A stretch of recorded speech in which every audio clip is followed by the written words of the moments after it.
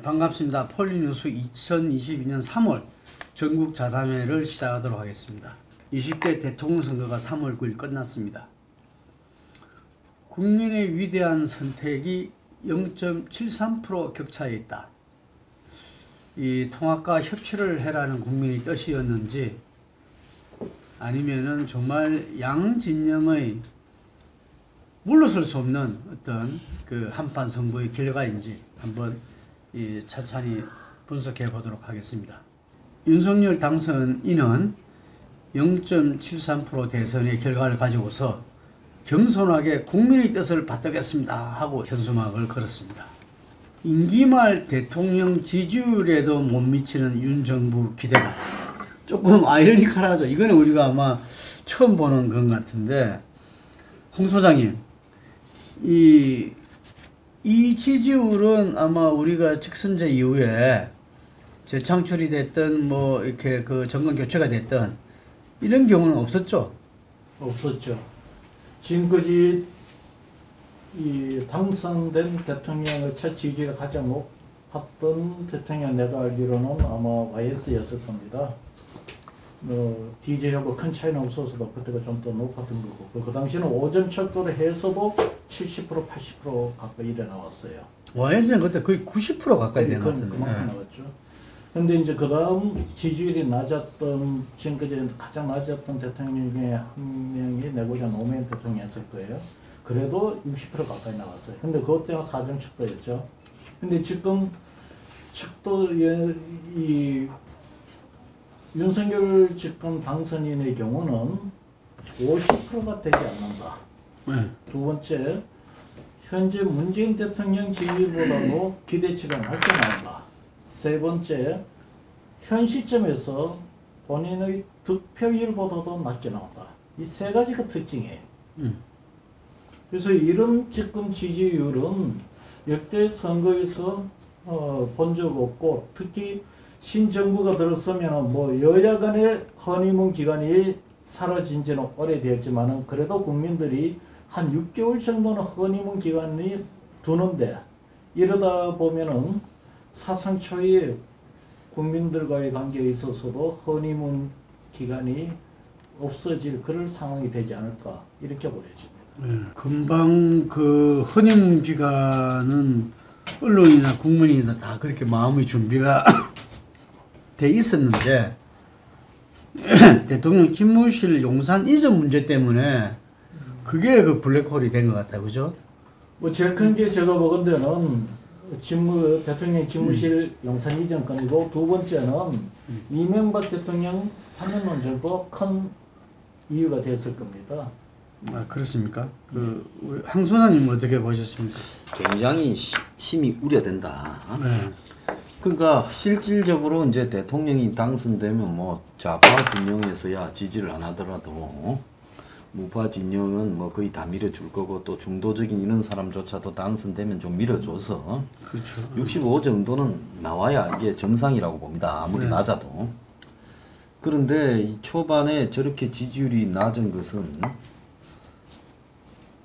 원래 이 선거 때 투표를 한 사람 중에 흔쾌하게 윤이 좋아서 투표했다기보다 문 정권, 그러니까 이 성향을 가진 좌파 정권의 연장은 안 되겠다 해서 마지 못해서 굉장히 소극적인 지지들이 많았는데, 본인이 당선되고 난 이후에 이제 행보들이 자신을 찍어준 그 소극적인 지지를 한 사람들의 기대를 배반하지 않고 과감한 사회개혁을 하는 모양으로 보여야 되는데, 조세나 지금 이 부동산 정책이나 이런 부분이나 또 뭐 여러 가지 경제를 바라보는 시각, 이런 게 정확하게 MB 정권 2로 이렇게 가고 있어요.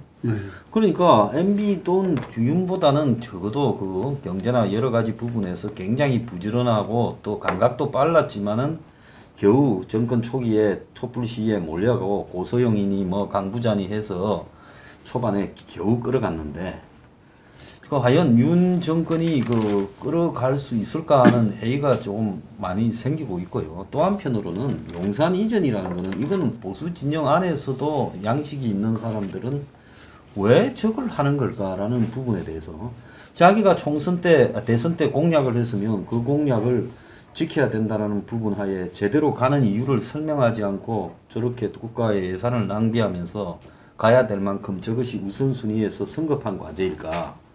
이런 부분이 납득이 안 된 채 그냥 밀어붙이고 있거든요. 그래서 이런 어떤 그 리더십을 보인다면 제가 볼 때 인수위가 끝날 때쯤 더 떨어질 거다. 취임할 때쯤. 그래서 어떤 이 부정적 스캔들이나 계기 인사 문제에서의 좀 실수들이 반복되면 정권 초반에 한 30%대로 이 지지율이 떨어진 채 출발할 수 있을 거고, 그러다 보면 어느 정권보다도 사실은 이 보수 내부에서 착근이나 당에서의 착근도 제대로 안 된, 정치 경력도 거의 없는 사람인데 이게 대통령으로서 5년을 꾸려갈 수 있을 것인가에 대한 우려가 굉장히 많이 나오고 있는 상황이다 보여요. 근데 이제 그 옆에 측근이라는 사람들도 좀 색채들이 그렇고, 그러니까 여하간 지금 출발하는 부분에서 지금 이 시대에 맞는 올바른 사회 개혁적 변화를 도모할 모습을 보이지 않고 굉장히 기득권 지향으로 가고 있다라는 그런 생각이 듭니다. 그 차 교수님 어쨌든 이번 대선 20대 대선에 좀 총평과 함께 현재 그 윤석열 당선인의 그 나중 기대감에 대해서 좀 한번 짚어주시죠. 이번 대선은 그 민심의 아주 그러니까 이 현명한 선택이라고는 뭐하지만 상당히 어떻게 보면 민심이 아주 절묘한 선택을 했다는 생각이 듭니다. 일단 그렇기 때문에 이긴 척도 상당히 그러니까 지금 오만과 자만에 빠지지 않도록 하는 것이고 진 척도 이 좌절보다는 뭔가 좀 그러니까 이 분투를 할 수 있는 또 회생을 할 수 있는 절치부심할 수 있는 하나의 근거를 만들어줬다. 그리고 지금 이렇게 아주 역대 최소의 표차로 이렇게 나눴다는 부분 자체는 그만큼 한국의 그 정치가 양극단으로 딱 쪼개져 있다. 이런 부분들에 대해서 과제가 그러니까 치유해야 된다는 그러한 이 시급성을 일종의 하나의 또 반면교사 쪽으로 상당히 그 역설하고 있는 측면이 있다. 그런 측면이 저는 뭐 상당히 중요하다는 생각이 들고요. 그래서 지금 윤석열 정부는 어차피 태생적 한계를 가질 수밖에 없는 겁니다. 그렇기 때문에 지금 지지율이 상당히 낮게 놓은 이유가 아까 방금 이야기한 대로 역대 최소의 표차다.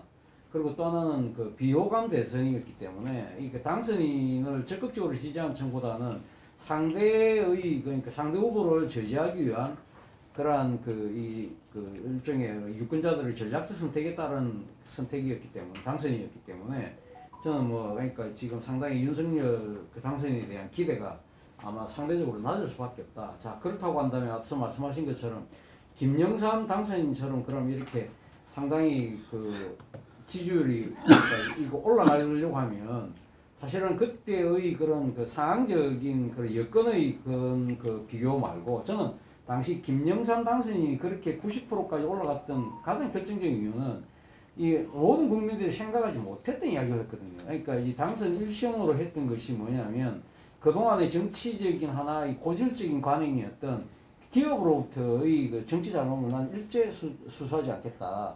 그거를 선언을 했고 그걸 아울러서 내가 청와대 들어가면 고위공직 나를 비롯해서 고위공직자들 재산 공개를 하겠다. 그러한 부분들이 상당히 국민들한테 먹혔고요. 또 하나는 정경유착을 막기 위해서 집권 내내 나는 칼국수 먹겠다. 그래서 물론 뭐 결과적으로는 나중에 김영삼 정부가 끝날 때 그렇게 좋은 결과를 넣지는 못했습니다만 당시 그러한 식의 당선인 차원에서의 그런 획기적인 발상과 접근법 이런 부분들이 상당히 국민들이 환호를 했던 건데 여기에 비해서 지금 윤석열 당선자는 그거 흉내는커녕 그 전 광대로 가고 있는 게 아니냐. 당선인이 당선 첫 소감으로 첫인성으로 하는 얘기가 통합과 협치였는데 과연 통합과 협치라는 부분을 제대로 하고 있느냐. 그러니까 통합과 협치의 바탕은 소통인데 그런 부분에서도 상당히 문제가 있다. 앞서 뭐 이야기하셨지만 또 앞으로도 계속 이야기하겠지만 가장 문제는 첫 번째 지금 인수위 같은 경우도 보면 물론 본인은 능력 위주로 인선을 했기 때문에 뭐 지역적 안배나 그런 걸 안 했다고 하지만 그렇다고 해서 그러니까 그런 부분들이 결과적으로 나타난 부분은 상당히 통합이라는 부분은 전혀 그러니까 다른 모습으로 나타났다. 예를 들면 뭐 김태효, 김성한, 최성묵 이런 과거 정권들의 상당히 그 잘 나갔던 관료들 내지는 학자들 이런 사람들 중심으로 해서 일종의 해전문 돌려막기식의 인사처럼 보이는 부분들 그런 부분들이 과연 통합의 모습인가. 그리고 또 협치하는 부분, 소통하는 부분도 지금 대통령 집무실 이전과 관련해서 사실 여러 가지 비판적 여론이 났는데 뭐라고 이야기했습니까? 여론조사가 의미가 없다. 정치적으로 역사적으로 결론 다 났다. 이런 식으로 당선인이 이렇게 깔아뭉개고 가는 듯한 법을 쓰는 것 자체가 상당히 지금 이 그 태생적 한계를 갖고 있는 당선인 입장에서는 상당히 정치적 자충수가 될 수밖에 없는 상황인 것 같습니다. 이 논의를 하려면은 일단 대선에 대한 패 결과, 승패 원인을 국민들이 어떻게 보는지 한번 볼 필요가 있을 것 같아요. 네. 대선 직후에 저희들이 조사를 했었는데 뭐 다들 승자가 승리 요인에 있어 이겼느냐, 패자가 패자 요인으로 패자의 패일 때문에 이겼느냐, 승분하냐 이런 조사를 하길래 저희들은 조금 각도를 바꾸고 조사를 해봤어요. 이재명 후보의 전략 실패냐 아니면 윤석열 후보가 잘했었냐 이것 외에 그거하고는 별건으로 국민의 정권 교체에 대한 어떤 이런 열망 분위기냐 이렇게 했을 때 응답이 어떻게 나오면 이번 선거의 총평을 하라고 했더니 국민의 정권 교체 열망으로 윤석열 후보가 이겼다. 이것이 48.7%가 나옵니다. 반면 이재명 후보의 정책이나 선거 전략 실패로 윤석열 후보가 이겼다는 14.6%입니다. 마지막으로 윤석열 후보의 정책이나 선거 전략이 앞서서 이겼다는 6.7%입니다. 이번 선거는 윤석열이 잘해서도 아니고 이재명이가 잘못해서도 아니고 어쨌든 문재인 정부가 실어서 정권 교체 이 분위기에서 선거가 결정이 났다는 거죠. 결국은 승리한 사람과 패배한 사람의 요인을 다 합해도 문재인 대통령의 정권 교체 이 분위기 그 요인의 절반 수준이 되지 않습니다. 결국은 선거가 이렇게 진행이 되다 보니까 어떻게 돼버렸냐면은 윤석열 후보가 공약으로가 내세웠던 내용들에 대해서 국민들이 제대로 검증 토론이 안 되었습니다. 뭐 오늘 대선 보면 잘 아시겠지만은 정책 토론 거의 없었죠. 그러다 보니까 공약으로가 내세웠지만 국민들과 후보들과 또 후보들 간의 토론도 제대로 안 되고 국민들과의 관계에서 제대로 공유도 안 되다 보니 거기에 대한 완성도나 우선순위 공감대 이런 것이 굉장히 약하다는 거죠. 그런 상태에서 선거를 이겼는데 역대 대통령들이 참 안 좋은 것 중에 하나가 당선되면 자기가 이야기하는 공약도 다 동의한 거로 생각해요. 그거는 전혀 별건이에요. 그래서 인수위에도 사실 공약을 그걸 거르고 그 중에 우선순위 할 것과 그 폐기할 것을 정리를 해야 되는데 그런 과정이 지금 없이 몇몇 정책들이나 의사결정이 이루어져서 밀어붙인다는 겁니다. 그래서 지금 윤석열 후보 당선인이 지금 가장 큰 문제가 되는 것은 본인이 공약이라고 이야기했지만 그것이 충분히 국민들한테 공감대가 되어 있는 그런 과정이 이번 대선에서 없었다. 두 번째, 과거에 역대 정권에도 뭐 그런 논란이 될 만한 것들을 진행할 때는 상당한 준비기간과 서로 소통과 그 풀어가는 과정이 있었어요.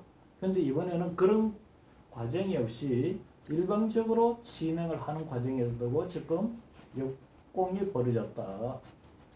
지금 그런 부분들이 감안해서 새 정부를 준비하고 공약을 정리를 해야 되는데 많이 지금 아시고 시사인에서 웹조사를 한 바에 의하면은 금방 다들 이 당선과 패배의 원인을 이렇게 했을 때 윤석열을 선택한 이유는 금방 말씀하신 대로 정권 교체를 위해서가 거의 90% 가까이 되는 거고요. 예. 이재명 후보 선택은 윤석열 당선을 막기 위해서 뭐가 굉장히 크고 또 우리가 이게 짚어볼 만한 게 20대 남성은 이준석 등의 반페미니즘 행보에 찬성해서가 73%입니다. 거꾸로 20대 여성의 76%는 이준석 등의 반페미니즘 행보에 반대해서가 이렇게 나와 있고요. 금방 홍 소장께서 윤석열이 공약과 캠페인을 잘해서 또 반대로 이재명이가 공약이라든지 이재명 후보가 이 캠페인을 잘못해서가 아니라 정권 교체 그 자체였다. 이렇게 이제 대부분 그렇게 다 이렇게 이 평가를 내리는 것 같아요. 허니문 기간일 수도 있고 많은 사람들이 심지어 이재명을 찍었던 사람들도 윤석열 후보 정부의 새로운 어떤 부분에 기대를 갖는 시기인데 지금 그 시기가 이 갑자기 지금 이제 집무실 용산 이전으로 확 바뀌어 버렸단 말이죠. 이게 그래서 이게서도 이야기하는 게 지금 어제도 회동을 했죠. 그 대통령하고 어제입니까 그제? 그죠. 그저께 했는데 실제로 그 결과가 이게 그 만찬에서 가장 오랜 시간을 있었다고 그랬는데 그 결과가 뭐 뚜렷하지를 않는 것 같아요. 이게 그래서 처음 나오는 그 이야기로는 뭐 용산 이전의 그 예비비에 대해서 문 대통령이 동의한 것처럼 나왔는데 또 실상 그렇지 않다면서요. 네. 사실은 문 대통령이 그날 정확하게 이야기한 워딩은 장제원 실장의 전언에 의하면 면밀히 살펴서 협조하겠다는 거지 않습니까?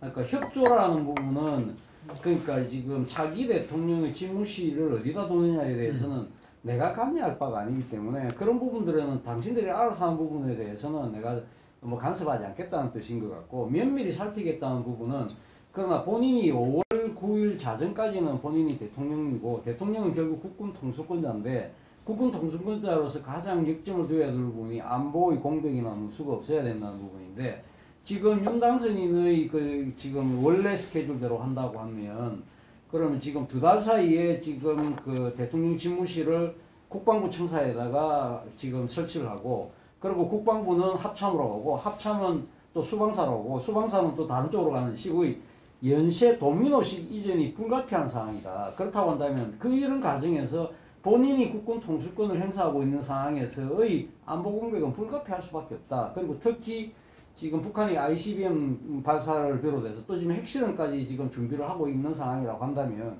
그런 돌발적인 상황에서의 그런 그 과연 위기 대처가 과연 가능할 수 있느냐 그런 부분에서는 나이가 동의할 수 없다. 만약에 진짜 그러니까 지금 5월 10일 이전에 집무실을 이전해야 된다고 한다면 이런 우려들에 대한 나름대로의 그 뭡니까 이 대안을 확실하게 내놓으면 그걸 바탕으로 해서 내가 협조를 하겠다는 나름대로 이 조건부 협력의 의사를 표현했던 것이 아닐까 하는 생각이 듭니다. 그러니까 면밀히 살핀다는 게 방점이 있으면은 네.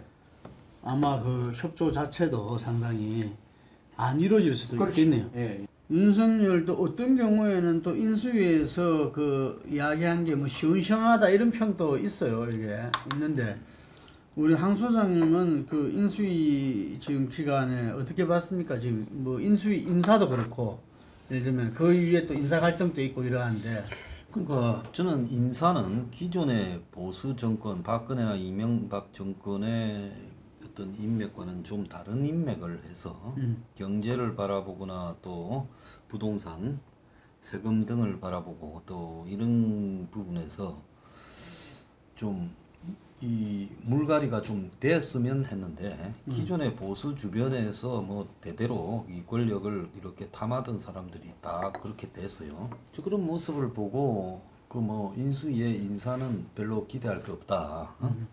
MB 정권을 보는 듯한 느낌이 들었는데 문제는 지금 계속 강조해서 하는 발언을 보면 뭐 집 2채 이상 가진 사람들에 대한 세금 문제를 강조하고 그다음에 아파트를 민간 공급을 막 규제를 완화해서 대대적으로 공급하겠다라는 걸 강조를 하고 그리고 무슨 뭐 재벌들이나 그 단체 경제 단체장들하고의 모임은 저는 그렇게 빨리 할 필요가 없었다고 봐요. 근데 그걸 갖다가 가지면서 거기에서 보면 한라인 전화를 뭐 필요한 게 있으면 언제든지 전화를 하라. 또 심지어 공무원이 괴롭히면 나한테 전화를 하라. 이런 말을 하는 걸 보고 이건 이명박이보다 더하네. 이런 생각이 좀 들었어요. 그래서 전반적으로 제가 봤을 때는 지금 현재 그 코로나 일단 인수위가 가장 먼저 착수해야 될 게 경제가 상당히 안 좋다. 그래서 경제 현황을 현 정권에서 면밀하게 보고를 받아서 신중하게 이 경제에 대한 대처 방안을 갖다 강구해야지 잘못하면 금융위기 올 수 있다 이런 생각이 듭니다. 윤 초반에. 그런 것들을 챙기고 또 코로나에 대해서 지금 사망자가 너무 나고 있으니까 이걸 갖다가 좀 줄이기 위한 어떤 대책을 강구하고 이런 걸 인수위가 착수를 해야 되는데 무슨 안철수가 항체 조사 뭐 하자고 해가지고 그러고 그거 뭐 언제 항체 조사해서 합니까? 그리고 또 미국하고의 안보나 이런 부분도 조금 변해야죠. 우크라이나를 보면 한국이 북한하고의 앞으로 안보에서 과연 세계 4위의 핵미사일 전력을 가진 북한에 한국의 지금 미사일 방어 체계나 이런 게 통하겠느냐, 전쟁이 나면 버틸 수가 있겠느냐 이런 생각이 드는데 그러면 그걸 갖다가 좀 연구도 하고 해서 고민도 해야 될 건데 그냥 뭐 역대적으로 뭐 하든 미국하고 통화하고 뭐 바이든 뭐 빨리 방안을 했으면 좋겠다 하고 뭐 코드에는 뭐 단계적 가입하고 사드 하나 더 배치하고 지금 사드 갖고 해결될 일도 아닌 것 같아요. 가만히 보니까 그 뭐라고 할까요? 이 꼼꼼함이나 체계적인 부분이 없이 지나치게 기득권 지향에는 속을 빨리 드러내고 나머지는 상투적으로 임하고 다가오는 위기는 굉장히 소홀히 하고 있는 모습이 보여서 서민 대중들 다수에게 조금 아닌 거 아니냐라는 그런 시각을 심어주고 있다고 봐요. 근데 윤석열 그 당선인을 좀 긍정적으로 본다면은 아 긍정적으로 볼라 합니까? 조금 긍정적인 얘기를 안 하는데. 아니 긍정적으로 본다면은 네.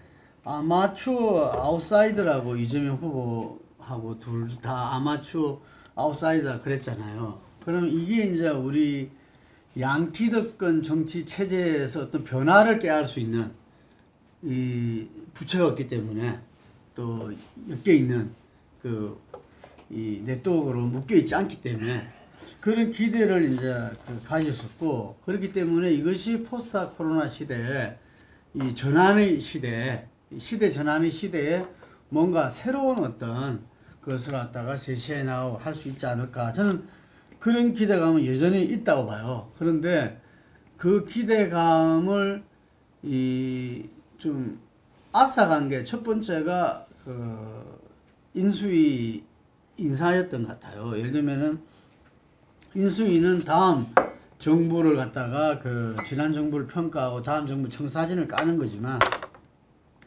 인수위 인사 자체가 하나의 사인이잖아요. 그렇죠. 정치적 메시지. 예, 이 정치적 메시지고 거기서 정말 이 새로운 사람, 시대 전환에 맞는 사람, 예를 들면은 뭐 이런 사람들로 이게 그 대지화되는데 항상 이야기한 대로 어디선가 뭐 본 듯한 MB와 박근혜 정부실의 데자뷰를 본 듯한 뭐 이런 그 이 사람들로 이렇게 구성을 했다는 이야기죠. 이게 그래서 이 상당히 뭔가 기대감이 갖기도 전에 지금 이게 지는 거 아니냐. 근데 이 아마 내각 구성에서도 그게 바뀌지 않는다면은 이 어떤 것을 내놓더라도 어쨌든 기본적으로 대통령제에서는 이 인사로서 국민들한테 메시지가 제일 큰 거 아니겠습니까? 이게 그랬을 때는 뭐 윤호중 민주당 비대위원장이 취임덕이다, 레임덕이 아니라 취임 때부터 취임덕이 왔다 이런 말을 하는데 상당히 그 우려할 만한 상황으로 가고 있지 않나. 금방 이야기한 대로 지금 세계 그 정세는 굉장히 급변하고 있고 안보 위기도 지금 북의 어떤 ICBM 발사라든지 모라토리움 파기되고 상당히 지금 국민적 불안도 높아가는 시기에서 우려가 아니 될 수가 없는 거죠. 그 지금 사람도 사람이지만 인수위가 나름대로 그러니까 지향하고 있는 부분은 결국 그러니까 인선을 통해서 볼 수 있는 것인데 거기 보면 예를 들면 교육 전문가가 단 한 명도 없다든지 그리고 지금 현재 기후 위기가 또 심각한 상황이지 않습니까? 기후라든지 환경에 대한 그러한 전문적 인사, 좀 혁신적인 생각을 갖고 있는 사람이 있다. 그리고 또 여성가족부를 폐지한다고 했지만 그런 소위 말해서 여러 가지 차별적인 우리 사회의 여러 현안들을 좀 대처할 수 있는 뭐 성별, 뭐 또 소수 약자들에 대한 그런 배려를 위한 인사도 안 보인다. 그리고 또 특히 문제되는 부분이 윤석열 당선인이 선거 기간 내내 초점 맞춘 세대가 청년 아닙니까? 그런데 지금 이번에 청년이 한 명이라도 있습니까? 안판에 청년이 한 명도 없어요. 특이 만들었죠, 특이. 아니 특이 만들었다 뿐이지. 그거는 그러니까 거기에 대한 비판 때문에 그랬던 것 같은데 결국은 지금 그러니까 청년은 뭐 앞으로 나중에 그러니까 지금 뭐 장관의 보좌역으로 쓴다는 식으로 하는데 일종의 말은 군식 맞추기처럼 그렇게 결국은 미래에 대한 나름대로의 고민과 비전이 안 보인다. 저는 그게 참 인수위 큰 문제라는 생각이 듭니다. 그것이 윤석열 정부가 지향하는 가치가 상당히 부실하다는 하나의 반증일 수도 있기 때문에 그런 이야기를 드립니다. 윤석열 당선인 후보 시절에 자기가 당선되면 50조 추경을 바로 하겠다 그랬는데 네. 지금 이거 어떻게 진행되고 있습니까? 일단 지금 그러니까 인수위는 50조를 지금 주장을 하고 있습니다. 그런데 지금 예산 편성과 예산 제출 권리는 행정부가 갖고 있는 거 아닙니까? 그렇기 때문에 지금 정부 입장에서는 그 지난 그 선거 대선 전에 했던 추경으로 끝났다, 17조 추경으로 끝났다고 보는 거고, 그렇기 때문에 편성할 수 없다는 부분인데 인수위가 강하게 주장하고 있고 민주당도 여기에 대해서 필요하다는, 그러니까 지금 소상공인들 이거 피해 당한 부분에 보상을 해야 된다는 입장이 하자는 부분은 어느 일치하는 것 같아요.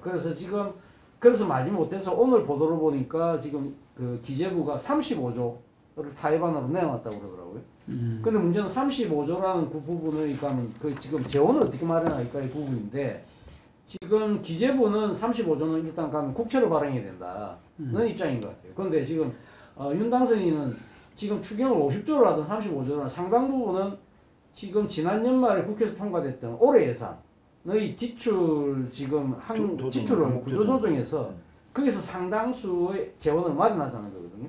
그 부분에 대해서는 문재인 정부가 그건 받아들일 가능성이 전혀 없다고 봅니다. 왜냐하면 지금 윤 당선인 쪽에서 지출 구조조정하자는 부분이 문재인 정권에서 핵심을 뒀던 뉴딜 정책, 그 상당 부분 손해보자는 거기 때문에, 그러니까 지금 정부 입장에서는 그런 색이라고 한다면 예산을 그러니까 편성해서 제출하지 않을 것 같고, 그리고 또 기재부 입장에서도 자기들이 작년 몇 개월 전에 편성한 예산을 자기 스스로가 필요 없다고 깎는 일종의 자가당착이잖아요.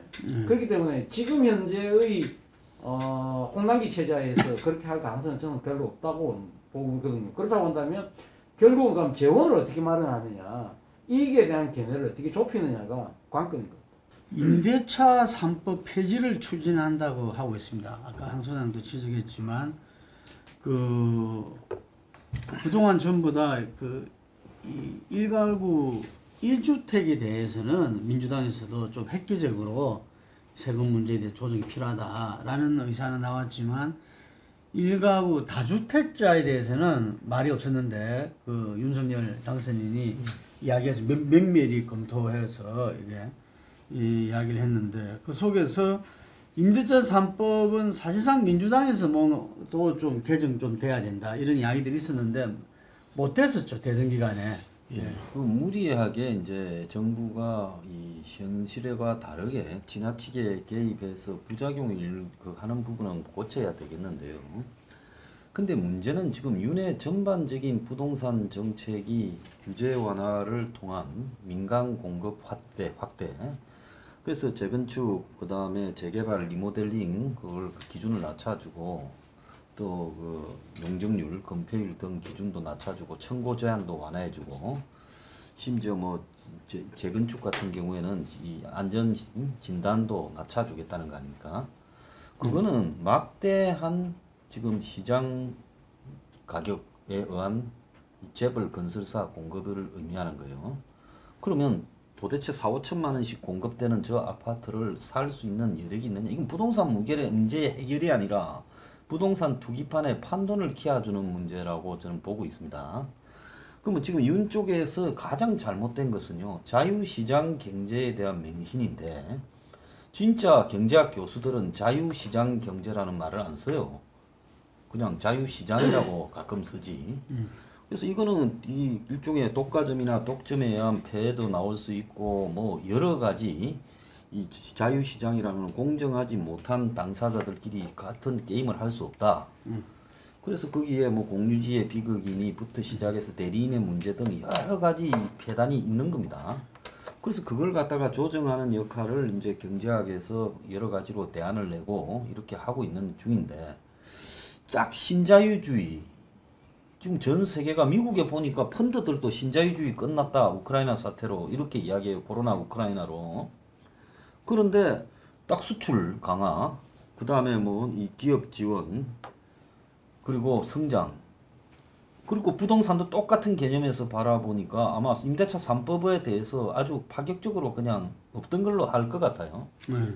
근데 지금 올해 지금 당장 나오는 걸 보면 월세가 40% 올랐다. 난리가 났다는 거 아닙니까? 현장마다. 그러니까 전세는 전세대로 내면서 월세가 추가되었다라고 보는 일이 현장에서 지금 벌어지고 있어요.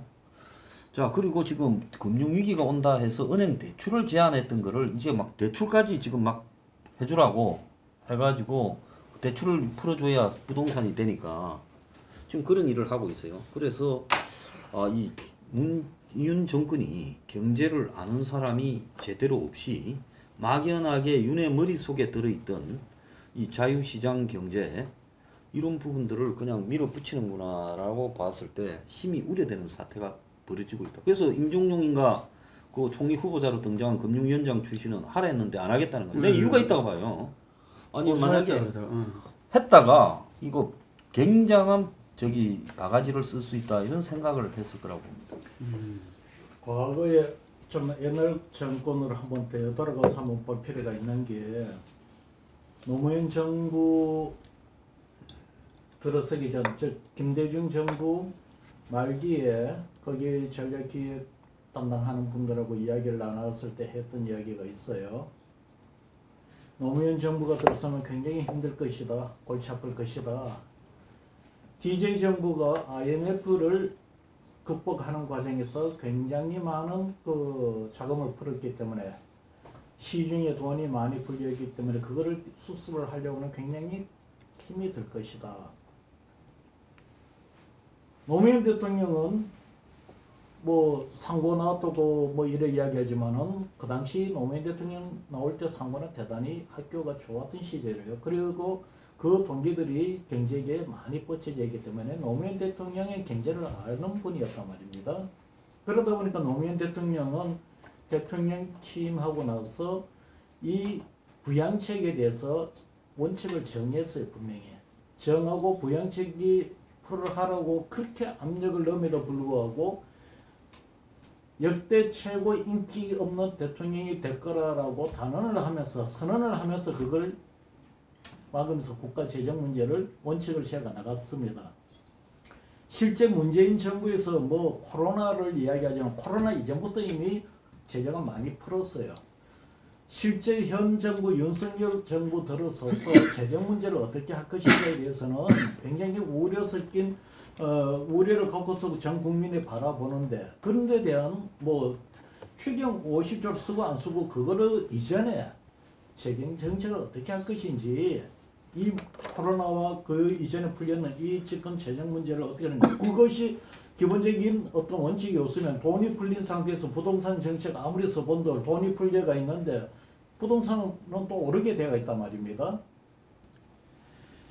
지금 개별 부동산 정책 하나만 갖고서 뭐 몇 가지 임대차 3법 뭐 제시하고 이런 이야기를 하지만 지금 그렇게 접근할 문제는 아닌 것 같다. 근데 제일 우려스러운 게 도대체 현 정부의 경제 정책 뭐 다른 정책까지 포함해서 이 마스터 플랜이라든가 큰 어떤 비전 마스터 플랜이 지금 제시가 안 되고 보이지가 않는다는 거예요. 이것이 또 그 이야기죠. 지난 대선이 정책 토론이 없다 보니 서로 간의 어떤 그 상호 검증도 없었고 그런 토론이 없다 보니까 국민들한테 공감대도 형성이 안 되었고 그 정책에 대한 완성도도 떨어지고 선호에 대한 정리도 안 돼 있는 상태예요.